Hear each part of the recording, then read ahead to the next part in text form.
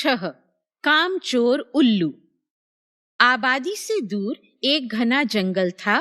जंगल में कई पुराने घने पेड़ थे।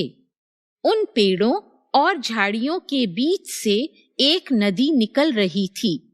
नदी के किनारे बरगद का एक पुराना पेड़ था। उसी पेड़ पर एक आलसी उल्लू रहता था। वह रात को ही शिकार करता था।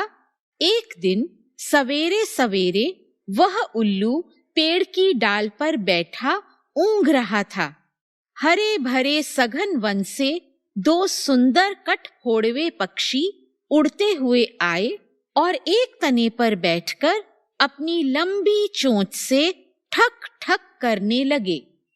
उनकी ठक ठक की आवाज से उस उल्लू की नींद टूट गई।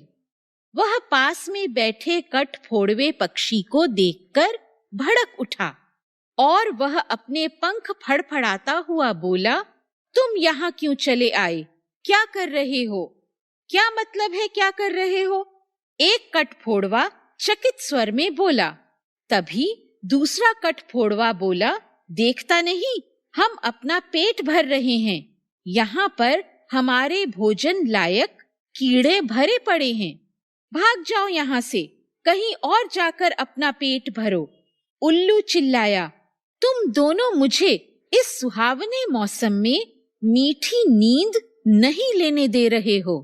कठफोड़वों ने अपनी छोटी छोटी काली आंखों से उल्लू को घूरा और फिर दोनों हरे भरे सघन वन की ओर उड़ गए। उल्लू फिर से नींद लेने लगा। तभी कहीं से सुंदर सी कोयल आई और कूकने लगी। उल्लू इतना आलसी था कि उसने पीछे गर्दन भी नहीं घुमाई और कहने लगा, बंद करो यह कूकना, क्यों चिल्ला रही हो? उल्लू चिल्लाया, इतनी मीठी नींद खराब कर दी। हूँ, मैं तो सुहाने मौसम का गीत गा रही हूँ। कोयल बोली, मैं क्यों बंद करूं कूकना? विवश होकर उल्लू को ही वहां से उड़ जाना पड़ा। फिर वह नदी के तट पर उगी हुई झाड़ी में जा बैठा और लगा ऊँघने। कुछ ही देर में वहां ची ची की आवाजें आने लगी और उसकी नींद में फिर बाधा पड़ गई। उसने अपनी क्रोध भरी आंखें चारों ओर घुमानी शुरू की। तभी देखता क्या है कि बगल में ही एक नन्ही चिड़िया अपना घोंसला बना रही है। गोल गोल कोमल घोंसला। यह स्थान भी काम का नहीं। उल्लू ने सोचा, खुले मैदान में जाता हूँ। अरे यह क्या, यहाँ तो चारों ओर टिड्डे ही टिड्डे उड़ रहे हैं। खुले मैदान में भी पक्षियों और टिड्डों ने उसे आराम नहीं करने दिया। इस प्रकार बेचारा उल्लू जहाँ भी गया वहां उसे जीवन की चहल पहल मिली। सभी विहग कीट पतंगे अपने अपने काम में लगे मिले। उल्लू ने सोचा, मैं क्या उस नन्ही चिड़िया से भी गया गुजरा हूँ? नहीं, मैं भी अपने लिए सुंदर सा घोंसला बनाता हूँ।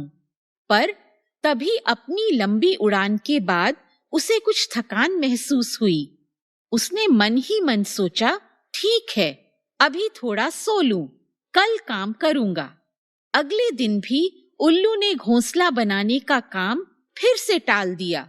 इस प्रकार टालते टालते कई दिन निकल गए और शरद ऋतु आ गई। हिमपात होने लगा। चारों ओर कहीं भी सूखा घास पात न था जिससे नीड़ बनाया जा सकता। आज तक वह कामचोर उल्लू घोंसला बनाने का काम टालता आ ही रहा है। बस इधर उधर उड़ता बैठता रहता है। उसकी ठंडी रातें ऐसे ही ठिठुरते हुए बीतती हैं। एक दिन की बात है, दोनों कठफोड़वे फिर से उस बरगद के पेड़ पर आकर बैठे। अचानक उनकी निगाह उल्लू पर पड़ी तो दोनों आपस में बातें करने लगे। पहला कठफोड़वा दूसरे से बोला, देखा, यह आज भी परेशान है। इसलिए कहते हैं कि हमें आज का काम कल पर नहीं टालना